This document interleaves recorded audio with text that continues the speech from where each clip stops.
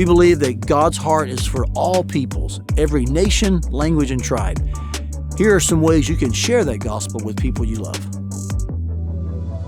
Now, my favorite method is the his story, your story method of sharing the gospel.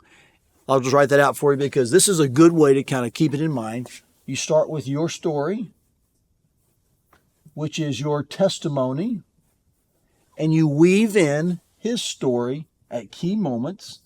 This would be the theology or the truth of the gospel. The 4 words that I use to guide me in the conversation, of course, are God, man, Christ, responds. And so an example would be something like this. As I'm talking to someone over coffee, in our home, over dinner, I just usually ask a question about their spiritual journey. At some point, I said, well, here's when mine started. And I share about how, as a young child, I heard the gospel and I realized I was lost. And so I bring in the idea of God. And then, of course, how I sinned against God, and that was brought to my attention. I realized it was true in life, not only in practice, but also true in principle, that I am a sinner, and that's why I sin. Again, God, man, but Christ died for my sin.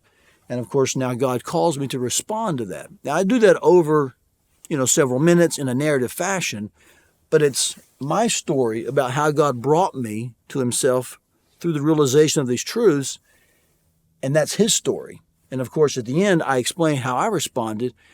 And then usually a question like this helps. Like, so have you ever had a moment in your life when you responded to God about these truths? And then just waiting for them to respond. And of course, that's a longer conversation. But this is probably my favorite method. It is something that you do after you have somewhat of a relationship. But it's simply your story, his story method. And I incorporate these 4 elements in the narrative: God, man, Christ responds.